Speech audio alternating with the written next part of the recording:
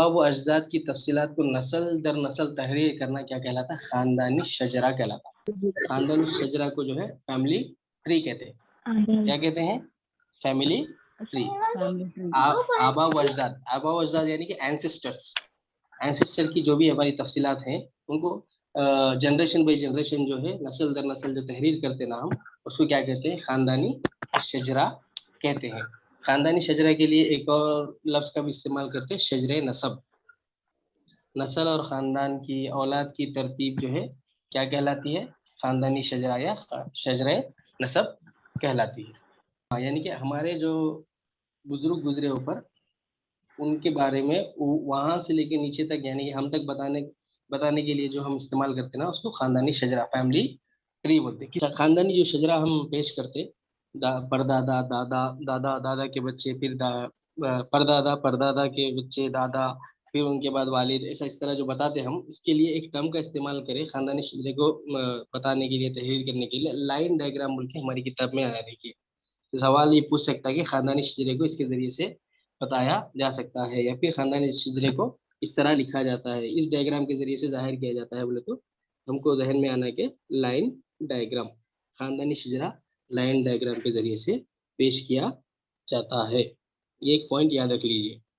वालिदैन, दादा, परदादा और उनके आबा व अजदाद को लाइन डायग्राम के जरिए से जाहिर करना खानदानी शजरा या फैमिली ट्री कहलाता है। ओके, चलिए। एक खानदान के बच्चों में आमतौर पे क्या अब एक फैमिली है समझिए, वो फैमिली में जो बच्चे होते हैं उनमें किसकी मुशाबिहत होती है? बच्चे कैसे नजर आते हैं, कैसे दिखते हैं हमको एक फैमिली में? पेरेंट्स के जैसे, वालिदैन जी के जी जैसे, जी जी खानदान बिल्कुल। कोई बाप कोई हाँ वालिद के हाँ, जैसा है, या कोई कब वालिदैन के जैसे रहते, कोई दादा दादी के जैसे भी रहते हाँ हैं। बिल्कुल बिल्कुल सही बात। ये जैसे आप सुने होंगे, बच्चा दादा पे गया, दादी पे गया, ये बच्ची जी नानी की जी जी, जैसी है, नाना। तो एक हाँ, खानदान में तबारुक बच्चे जो है आमतौर पे अपने पेरेंट्स, वालिदैन, माँ या बाप, दादा या दादी, नाना या नानी, फूफी या मामी की शबाहत पाई जाती है इन बच्चों में। फूफा की नहीं होती, फूफा के बाहर खानदान से आते हैं हमारे पास। हाँ, ये थोड़ा सा याद रख लीजिए। फूफा से मुशाबिहत नहीं रहती बच्चों की, फूफी से मुशाबिहत हो सकती, मामू से मुशाबिहत हो सकती, मामी से मुशाबिहत नहीं होती, क्योंकि मामी, फूफा, ये चाची जो है दूसरे खानदान से क्या होते हैं, आते हैं। हाँ, तो एक खानदान के बच्चों में आमतौर पे माँ बाप, दादा दादी, नाना नानी, फूफी और मामू की शबाहत पाई। शबाहत यानी कि बच्चे जो नजर आते हैं ना, वैसा। जी, बाज बच्चे अफराद खानदान से क्या है, शबाहत रखना जरूरी नहीं है। हर बच्चा जो है किसी दादा से दिखना, दादा की जैसा दिखना, या फिर जो है कोई जो है वालिद की जैसा दिखना जरूरी नहीं है। थोड़ा सा बच्चों की जो है शबाहत अलग भी हो सकती है, अपने अफराद खानदान से मिलना जरूरी नहीं है। तो हमारा जो जिस्म है ये क्या है, इसको जैसा है वैसा हम कबूल करना चाहिए, और इसका क्या करना चाहिए, तहफ़्फ़ुज़ करना चाहिए। ये एक पॉइंट जो है इम्तिहान में पूछा तो पूछ सकता, क्योंकि जेंडर सेंसिटिविटी के हिसाब से ये एक इम्पोर्टेंट पॉइंट है। हमारा जिस्म जैसा है हम उसको वैसे ही कबूल करें, और उसका क्या करें, तहफ़्फ़ुज़ करें, हम दूसरों से अपना तकाबुल ना करें। ओके, चलिए, ये खानदान के ताल्लुक से था। अब खानदान की हम अक़साम देखेंगे, डिफरेंट टाइप्स ऑफ फैमिलीज, अलग अलग खानदान कैसे होते हैं। तो खानदान के जो डिफरेंट टाइप्स है, उसमें जो है अफराद की तादाद को बेस बनाया गया है, यानी कि अफराद की तादाद पर मुनहसर है कि वो खानदान कौन सा कहलाएगा। अफराद की तादाद पर इन्हिसार करते हुए क्या हुआ, खानदानों को छोटे, बड़े या मुश्तरका खानदान में बांटा गया है। पहले हम इनफरादी खानदान या न्यूक्लियर खानदान देखेंगे। इनफरादी खानदान या न्यूक्लियर खानदान किसको कहते हैं? ऐसा खानदान जिसमें शौहर, बीवी और उनके गैर शादीशुदा बच्चे होते हैं, क्या कहलाता है? इनफरादी खानदान या न्यूक्लियर खानदान कहलाता है। ओके, ओके समझ सर। में आई? जी इनफरादी जी, खानदान समझ यानी कि जी ऐसा सर। खानदान जिसमें शौहर, हाँ बीवी और उनके गैर शादीशुदा बच्चे, छोटे जी, बच्चे भी हो माँ सकते, बाप वो और बड़े उनके होने के बाद भी बच्चे भी हो सकते, जब तक वो हो गैर सकते, शादीशुदा है, उनकी फैमिली क्या कहलाएंगी? इनफिरादी खान, इनफरादी खानदान या इनफिरादी खानदान। न्यूक्लियर फैमिली कहलाएगी। इसके लिए एक और दो टर्म्स का भी इस्तेमाल करते हैं, सिंपल फैमिली या एलिमेंट्री फैमिली। ये आउट ऑफ सिलेबस है, ये हमारे सिंपल फैमिली जी या एलिमेंट्री फैमिली बोल के सिलेबस में नहीं है, लेकिन थोड़ा इजायत पॉइंट है, समझिए। सिंपल फैमिली या एलिमेंट्री फैमिली भी इसको कहते हैं। चलिए ये एक खानदान की किस्म होगी। दूसरी जो है जॉइंट फैमिली है, मुश्तरिका खानदान है। तो इस खानदान में कौन कौन रहते हैं? माँ बाप, चाचा चाची, उनके बच्चे, ताया ताई के बच्चे, दादा दादी हाँ, होते फूफा फूफी हैं, जी होते हैं। तो ऐसे खानदान को क्या करेंगे, कहीं पर जो है फूफा फूफी वगैरह भी होते हैं। तो हाँ ऐसा खानदान जिसमें मुश्किल माँ बाप के अलावा दादा दादी और चाचा चाची, ताया ताई वगैरह होते हैं। फूफा फूफी तो बहुत कम होते हैं, लड़की क्योंकि शादी करके अपने घर चले जाती ना, तो फूफा फूफी बहुत कम होते हैं। तो ये जो हाँ माँ बाप, चाचा चाची, ताया ताई, दादा दादी और उनके बच्चे, हाँ चाचा चाची के बच्चे, ताया ताई के बच्चे जो होते हैं, जो सब मिलजुल कर एक जगह एक घर में रहते हैं, तो उसको क्या कहेंगे हम? मुश्तरिका खानदान या जॉइंट फैमिली कहेंगे। Okay yes sir. जी। चलिए एक और अभी एक मैं आपको अभी थोड़ी देर पहले बोला था कि हमारी आम हिंदुस्तानी फैमिली भी एक वो है। हमारे पास 3 वो दिया सिलेबस में। एक इंफरादी न्यूक्लियर खानदान बोल के दिया, एक मुश्तरिका खानदान दिया, एक छोटा खानदान बोल के दिया। वो छोटे खानदान में जो है दादा दादी को बतला रहा, दादा दादी, शौहर बीवी और उनके बच्चे हैं। ये आम स्ट्रक्चर है हमारे हिंदुस्तानी फैमिलीज का, आम स्ट्रक्चर है। तो इसको एक छोटी फैमिली भी आप ले सकते हैं। न्यूक्लियर फैमिली भी छोटी फैमिली ही होती है, मुश्तरिका खानदान बड़ा खानदान होता है। इसमें सवाल ऐसा पूछ सकता है कि ऐसा खानदान जिसमें दादा दादी और उनके बच्चों के बच्चे भी होते हैं, कौन सा खानदान कहलाता है? मुश्तरिका मुश्तरिका खानदान, खानदान। मुश्तरिका खानदान। दादा दादी उनके बच्चे बोले तो यहाँ पर क्या बनते वो? एक लड़के के चाचा बनते या ताया बनते, चाचा चाची भी आते हैं। हाँ दादा दादी और उनके बच्चे उनके बच्चे पाए जाते हैं बोले तो कौन सा? मुश्तरिका खानदान या जॉइंट फैमिली कहलाएंगे। ऐसा खानदान जिसमें सिर्फ एक कपल होता है, एक जोड़ा होता है और उनके बच्चे होते हैं, तो कौन सा खानदान कहलाता? इनफरादी इनफरादी या न्यूक्लियर खानदान। सवाल एक ही होता है लेकिन उसको अलग अलग तरीके से फ्लिप किया जाता है। जैसे अभी मैं आपको बोला शौहर बीवी और उनके गैर शादीशुदा बच्चे होते हैं बोले तो उसको इनफरादी या न्यूक्लियर बोले। इसी को हम और अल्फाज में बोल सकते हैं कि एक जोड़ा होता है और उनके बच्चे होते हैं, या फिर हाँ एक कपल होता है या उनके बच्चे होते हैं, तो उसको क्या बोलेंगे हम? न्यूक्लियर या इनफरादी खानदान कहते हैं। तो इसमें ईवीएस में जो है ऐसे ही डायरेक्ट क्वेश्चंस होते हैं, सवाल होते हैं, लेकिन उसको थोड़ा सा फ्लिप भी किया जाता है, थोड़ा सा समझ के हम जो है उसको हल करना है। नहीं हमारे पास जो है दरसी किताब में दादा दादी का भी तस्वुर है उसके अंदर। हाँ 3 खानदान बताया उसमें। इसमें एक मुश्तरिका खानदान बोला, एक इनफरादी खानदान बोला और एक छोटा खानदान का कॉन्सेप्ट दिया, लेकिन क्लियर ये नहीं बताया कि यही छोटा खानदान है, लेकिन वो तस्वीर के जरिए से बता रहा है कि उसमें आमतौर पे हमारे पास जो हिंदुस्तानी इंडियन जो फैमिली सिस्टम है उसमें बच्चे के साथ उनके पेरेंट्स दादा दादी भी होते हैं। खानदानी निज़ाम में वक्त के हिसाब से तब्दीलियाँ वाक़ होती है। कब वाक़ होती? अब देखिए, नए फर्द की आमद पर, नए फर्द की आमद पर, यानी कि एक फैमिली है उसमें तब्दीली कब आती? अगर उनके यहाँ पर लड़का या लड़की पैदा हुई, एक खानदान है तो उनके यहाँ पर लड़का या लड़की की पैदाइश हुई, तो ये उनके पास तब्दीली हुई। नए फर्द की आमद पे क्या होती? तब्दीली वाक़ होती है। नया फर्द एक बच्चा या बच्ची की पैदाइश भी हो सकती, या फिर लड़के की शादी के बाद जो लड़की घर आती ना उसकी आमद से भी क्या होता है? तब्दीली वाक़ होती है। ओके समझ में आई ये बात? नए फर्द की ये पॉइंट याद रखिए, नए फर्द की आमद से। फर्द कौन हो सकता है वो? हाँ बच्चे की पैदाइश, हाँ बच्चे की पैदाइश हो सकती, या फिर लड़के की शादी के बाद जो लड़की आती ना वो। हाँ इससे क्या होता? खानदान में इजाफा होता, आमद से इजाफा होता। याद रखिए, नए फर्द की आमद से फैमिली मेंबर्स में, अफराद खानदान में इजाफा होता है। चलिए एक और जो है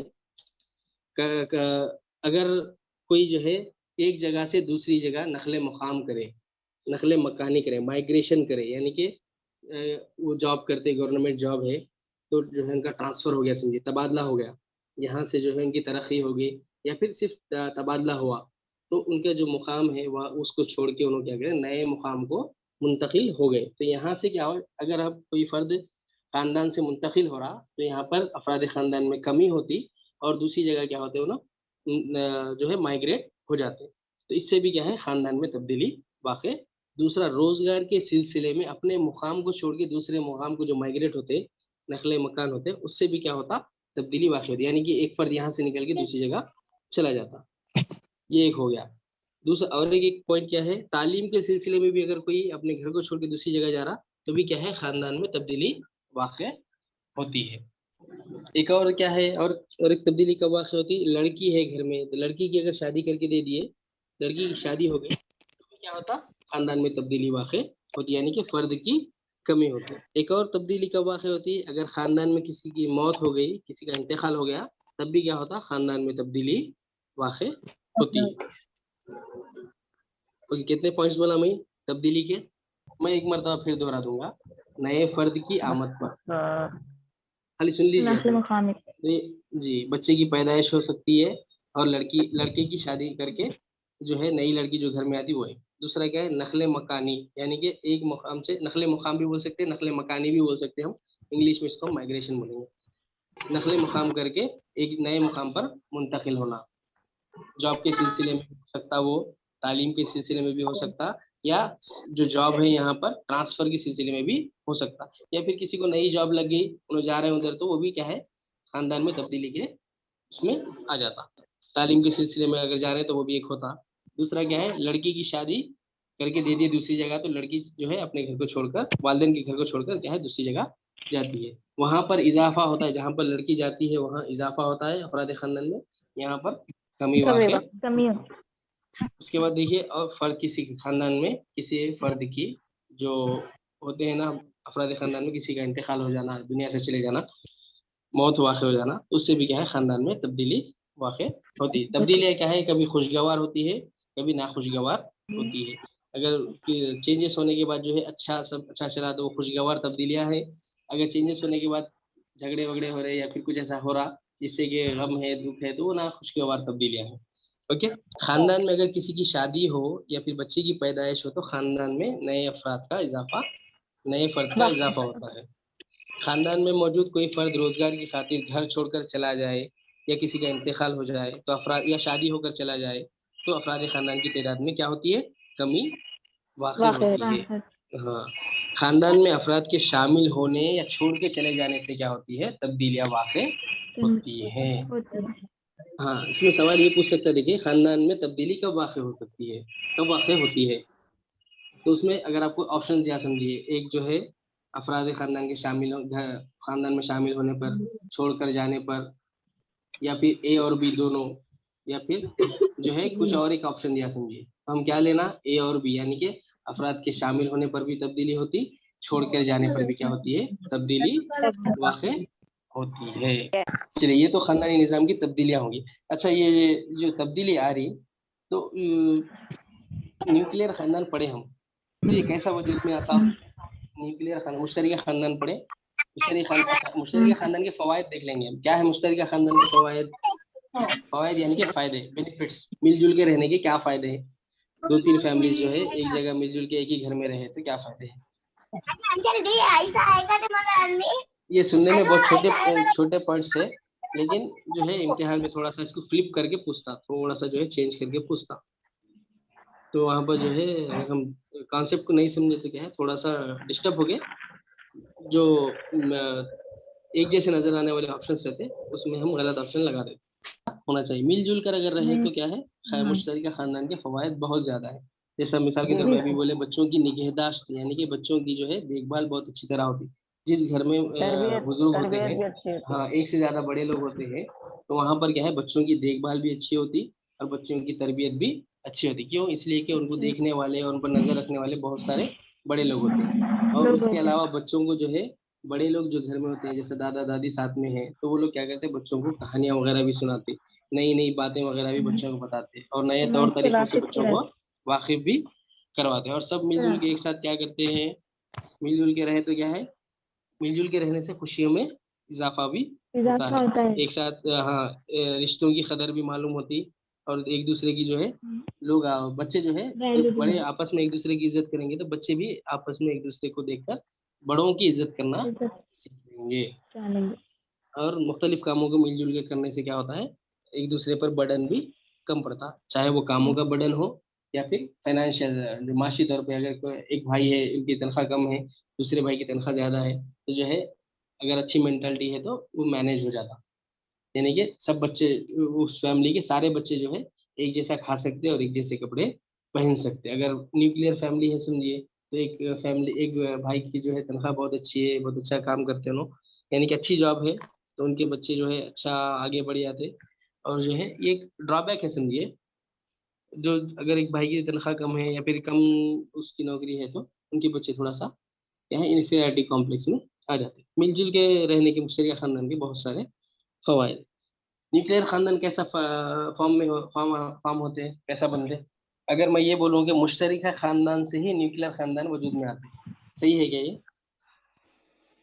जी सर। जी जी सर बिल्कुल। जी जी। सर जी सर अभी एक, बिल्कुल। हाँ, जी एक पॉइंट बोले देखिए, मैडम बोले एक पॉइंट के शादी करके अगर अलग हो गए तो न्यूक्लियर फैमिली एक बन जाती है। इसके अलावा बन और जाती क्या वजह, हाँ, अगर एक वजह तो नखले ये होगी। मकाले करे, किसी को जॉब आ गई, जॉब बीवी की को आ वजह से, गई, नकले चले गए, मकाम करने की वजह नकले से मकाम होता था। करना, जी जी, माइग्रेट हुए जॉब की वजह से, माइग्रेट तो हुए। न्यूक्लियर जी सर। फैमिली जो है वजूद में आती है। जायदाद की वजूद में। तकसीम से आती क्या? जी सर आती ना। जायदाद, हाँ, जी आबा जी सर, अजदाद की, जायदाद दादा की हाँ की, सर, तकसीम होने आती पर भी आती। वालिद जी की सर। जायदाद थी, सब जो है हाँ डिस्ट्रीब्यूट कर लिए, विरासत तकसीम हो गई, हाँ तो जायदाद की जी तकसीम से भी क्या होता है, न्यूक्लियर फैमिली जी बनती है। सर। बनती है। अच्छा, एक और ये हो सकता है कि जॉब के सिलसिले में अगर दूसरी जगह गए, तो वो एक वजह है। तीन वजह देख लिए। एक और ये हो सकता है कि फैमिली जो है, अब सब मिलजुल के थे, मुश्तरिका खानदान में थे, अब बच्चे हो गए, बच्चे बड़े हो रहे, तो बच्चों के बच्चे हो गए, घर बल हाँ, तो घर इससे में क्या होता है, घर जो है छोटा ना काफी हो जाता। पहले जो घर छोटा बनाए हो थे, जाता है। हाँ, जी जी, पहले जो घर बनाए थे वो दादा, बच्चों के और उनके छोटे बच्चों के वास्ते था। अब बच्चे बड़े हो रहे, तो वहां पर क्या है, रहने के लिए भी गुंजाइश होना जरूरी है। अगर नहीं रहे तो क्या होता, बड़ा घर नहीं रहा तो क्या होता, मजबूरन जो इंफरादी है खानदान वजूद में। माइग्रेट, मजबूरन जो है अपनी फैमिली को अलग इंफरादी करना पड़ता है। और हम आमतौर पे यही खानदान। देखते हैं कि घर नाकाफी होने की वजह से, या फिर जायदाद की तकसीम होने की वजह से, या फिर जॉब हो जाने की वजह से क्या होता है, मुश्तरिका खानदान से न्यूक्लियर खानदान क्या होते हैं, वजूद में इंफरादी खानदान आते वजूद में हैं। जी, इनफरादी आते हैं। खानदान वजूद में आते हैं। ये इसमें देखिए, न्यूक्लियर खानदान के लिए इनफरादी खानदान जो है, उर्दू उसका ट्रांसलेशन इस्तेमाल हुआ किताब में। न्यूक्लियर जो है, सबसे पहले ईवीएस के लिए एक दरसी किताब होने होने के लिए रिकमेंड करने वाला कमीशन कमेटी कौन सी है? ईश्वरी भाई पटेल। ईश्वरी भाई कमेटी सर। पटेल कमेटी जी, ये कमेटी, 1977 में। जी जी बिल्कुल। किसके लिए बैठी थी कमेटी है? ईवीएस किताब। ईवीएस को सिलेबस में नहीं पढ़ाना। नहीं साइंस के लिए अलहदा बुक्स नहीं, अवेलेबल है। जी, ये जो कमेटी अलग बिठाए थे दरसी किताबों पर और निसाब पर जो है नजर सानी करने के वास्ते बिठाए थे ये कमेटी। उसमें उस कमेटी का रिकमेंडेशन ये है कि ईवीएस की भी एक दरसी किताब होना चाहिए। कौन सी क्लास से? जी जी जी, कौन सी क्लास से रिकमेंड करे ईवीएस को ये कमेटी? अव्वल थर्ड और और पांच। जी, अव्वल अव्वल थर्ड तो क्लास पंजम से ईवीएस सर। नहीं है। थर्ड टू जी जी, थर्ड टू फिफ्थ सुवमता पंजुम सर। ये, जी जी, हाँ, सुवमता पंजम नहीं, अव्वल से अव्वल नहीं है जी ईवीएस, सर। अव्वल से अव्वल नहीं, से नहीं सुवमता है। जी पंजुम। जी, और ये सुवमता ऑप्शन आपको पंजुम। इम्तिहान में क्वेश्चन आया तो ये अव्वल अव्वल ता पंजुम का ऑप्शन आपको कंपलसरी रहता, ये गलत ऑप्शन है। सुवमता पंजुम ही ईवीएस है। और ईश्वरी भाई पटेल जो कमेटी है वो भी रिकमेंड सुवमता पंजुम ही करी। जी यही सर। कमेटी जो है एसयूपीडब्ल्यू को, जो हम डाइट में करते हैं ना, जी जो सर। सीखे हम, यानी कि बच्चों को खुद मुक्तफी बनाने के लिए, यानी कि उस जमाने में जो है रोजगार के बहुत ज्यादा मौके नहीं थे, तो बच्चे जो है खुद से कुछ ना कुछ करके, कुछ ना कुछ जो है सीख के अपने पैरों पर खड़े हो जाना बोल के, तो बच्चों को हुनर सिखाए जाते थे। हुनर सिखाने का रिकमेंडेशन ये कमेटी करी, ईश्वरी भाई पटेल कमेटी। ये सीयूपीडब्ल्यू का रिकमेंडेशन इस कमेटी की तरफ से किया गया। तो जी अब सर। हम ईवीएस पढ़े ना, तो ईवीएस के जो है लिहाज से इसका जो है रिकमेंड करने वाले जो है ईश्वरी भाई पटेल। इन्विरॉन्मेंट कौन से जबान से लिया गया लफ्ज है? लातिनी। लातिनी लातीनी। जुबान। किससे मुश्तक है लातिनी। ये? किससे एनविरोनर। माखज है या एनविरोनर। हाँ, एनवायरनमेंट। एनवीरॉनर। जी शाबाश, सर। उसका माने एनविरोनर। क्या है? एनवीरॉनर के माने क्या है? अतराफ से लिया गया है, अतराफ का सराउंडिंग। माहौल। इंग्लिश इंग्लिश टर्म दे, इंग्लिश टर्म देखो। सराउंडिंग। सराउंडिंग नहीं, surrounding. To surround, to surround, sir फिर से बोलिए। जी sir. To surround, to surround, TOSURROUND, surround, to surround. चलिए, सबसे पहले एनवायरनमेंट लफ्ज का इस्तेमाल करने वाला कौन सा जो है हिस्टोरियन है? Thomas Carlyle. वापस कर। Thomas Carlyle. कार्लाइल। जी। अफराद खानदान किसको कहते हैं? एक खानदान में मिलजुल कर रहने वाले, एक खानदान में मिलकर रहने वालों को अफराद खानदान कहते हैं। ठीक है, इससे जो ग्रोह की शक्ल में रहते हैं। हाँ, ऐसे खानदान वो खानदान है, ऐसे अफराद का गिरोह जो आपस में रिश्ते से मुंसलिक हो, यानी रिश्ते से जुड़े हुए रहते हैं, उसको क्या कहेंगे हम? खानदान। अब एक घर, आमतौर पे घर में रहने वाले लोगों को खानदान बोलते हैं, तो जरूरी नहीं है कि घर में रहने वाले सब जो है एक ही उसके हो। आप देखते होंगे बच्चे रहते बाहर पढ़ाई के सिलसिले में रहते, सब अलग अलग जो है जगहों से आते, एक जगह रहते, एक घर में रहते, तो वो खानदान कहलाता है? नहीं कहलाता हो। नहीं कहलाता। रिश्तों से मुंसलिक जो रहते अफराद जो एक घर में रहते हैं, उसको क्या बोलेंगे हम? खानदान कहेंगे। उसके बाद देखिए खानदान की छोटा खानदान किसको बोले हम? इंफरादी या न्यूक्लियर खानदान किसको बोले? जिसमें है ना शौहर माँ बाप और बच्चे। हस्बैंड वाइफ और बच्चे। हाँ, जिसमें बच्चे माँ बाप होते हैं। या शादीशुदा शौहर बच्चे। बीवी या जोड़ा उनके बच्चे रहते, गैर शादीशुदा बच्चे रहते, उसको क्या बोलेंगे? न्यूक्लियर खानदान बोले। चलिए उसके खानदानी बाद सदस्य। देखिए आम हिंदुस्तानी फैमिली में क्या क्या कौन कौन अफराद खानदान रहते हैं? छोटा कौन खानदान से? होता है, दादा दादी बच्चे माँ बाप होते हैं। चाचा हाँ, माँ बाप। शाबाश। चलिए नस्ल और खानदान की औलाद की तरतीब क्या कहते हैं हम लिखने को, दर्ज करने को? नस्ल में खानदानी शजरा। इसको खानदानी शजरा, इंग्लिश में इसको शजरा। Family tree family nuclear. कहेंगे। अच्छा देखिए ये फैमिली ट्री को क्या एक और भी टर्म का इस्तेमाल करते हैं, जीनियोलॉजी। फिर एक बार बोलिए। जीनियोलॉजी। और ये खानदानी जो शजरा है इसको इंग्लिश में फैमिली ट्री बोलते हैं ना, उसके लिए एक और टर्म का भी इस्तेमाल होता है, पेडिग्री चार्ट भी बोलते हैं इसको। ओके। फैमिली ट्री के लिए पेडिग्री चार्ट या जीनियोलॉजी भी टर्म का इस्तेमाल कैटेगरी चार्ट। करते हैं। जी, खानदानी शजरे को कौन सा डायग्राम से पेश करते हैं? Line diagram. लाइन डायग्राम से डायग्राम। पेश करते हैं। ऐसा खानदान जिसमें दादा दादी उनके बच्चे और उनके बच्चे होते हैं क्या कहलाता है? बड़ा खानदान। मुश्तरिका खानदान सर, मुश्तरिका खानदान। तरीका खानदान। ये बड़ा खानदान छोटा खानदान जो टर्म है, ये सिर्फ हम अपने समझने के लिए वो करे सो है, किताब में जो है आपको बड़े खानदान छोटे खानदान का तस्वुर नहीं है, यानी कि हाँ बड़ा खानदान बोले तो जी न्यूक्लियर खानदान। जी हाँ। तब्दीलियां कब वाक़ई होती किसी भी खानदानी निज़ाम में? खानदान में अफराद के शामिल होने या छूट के चले जाने से तब्दीलियां वाक़ई होती। शामिल होना बोले तो पैदाइश भी होती है उसमें, शादी करके हाँ लेकर आते, तो ये शामिल होने में आ जाता। छोड़ के चले जाने में क्या है? नकले मकानी हो जाती, तबादला हो जाता, उसमें रोजगार के सिलसिले में छोड़ के जाना होना, तालीम के सिलसिले में शादी करके चले जाना, या फिर मौत वाक़ई हो जाना। तो ये पूरे जो कॉजेस है, वजूहात है, इसको हम एक छोटे जुमले में, ये कॉजेस याद रहना जरूरी है। देखिए जितने 6 7 8 जो बोला ना मैं, वो कॉजेस याद रहना आपको। वजूहात तब्दीलियां क्या, किस वजूहात की वजह से तब्दीलियां होती है तो हमको ये याद रहना। अगर सवाल ये पूछा है कि खानदान में इसकी वजह से तब्दीली होती है, तो शामिल होने और छोड़ के चले जाने से तब्दीलियां वाक़ई होती है। न्यूक्लियर खानदान किस वजह से वजूद में आता? तब्दीलियों की वजह से, कोई आने से या फिर जाने से। नहीं, न्यूक्लियर खानदान किस वजह से वजूद में आता? माइग्रेशन से, विरासत की तकसीम से, विरासत की तकसीम और माइग्रेशन से, नकले मकानी से, होने की वजह, मुलाजिमत के सिलसिले में छोड़ के जाने से, दूसरी जगह जाने से। एक पॉइंट जो है जायदाद की तकसीम से और रिहाइश का जो है घर नाकाफी होने की वजह से। अच्छा न्यूक्लियर खानदान से ही मुश्तरिका खानदान से ही न्यूक्लियर खानदान क्या होता वजूद में आता। चलिए आज के लिए इतना जो है काफी है। अच्छा एक पॉइंट ये बोलिए कि किसकी बुनियाद पर खानदान को मुख्तलिफ जो है कैटेगरीज में तकसीम किया गया है, मुख्तलिफ अक़साम में तकसीम किया गया है? अफराद खानदान की तादाद की बुनियाद पर। तादाद पे ही क्या होता है, तादाद अगर कम है तो वो अलग खानदान है, तादाद अगर ज्यादा है तो वो अलग खानदान। वो छोटा पॉइंट है लेकिन इम्तिहान में अगर पूछा तो बहुत अच्छा जो है इसका रिस्पॉन्स रहता है स्टूडेंट्स की तरफ से। एक और भी है, देखिए हमारे सिलेबस का हिस्सा नहीं है लेकिन वो फैमिली के जिसमें आता है, वो भी एक टाइप है, फैमिली की किस्म है। ऐसा खानदान जिसमें जो है लड़की की शादी हो जाती, लड़की शादी करके चले जाती लेकिन जो है बाद में जो है शौहर के इंतकाल के बाद फिर वापस अपने पेरेंट्स की तरफ आ जाती है, यानी कि पेरेंट्स के पास आ जाती है, उसके बच्चों के साथ अपने पेरेंट्स के पास आ जाती है। तो इसको एक्सटेंडेड फैमिली बोलते हैं। पैटर्नल भी हो सकता है, मैटरनल भी हो सकता है, यानी कि वालिद की तरफ से भी हो सकता है, वालदा की तरफ से भी।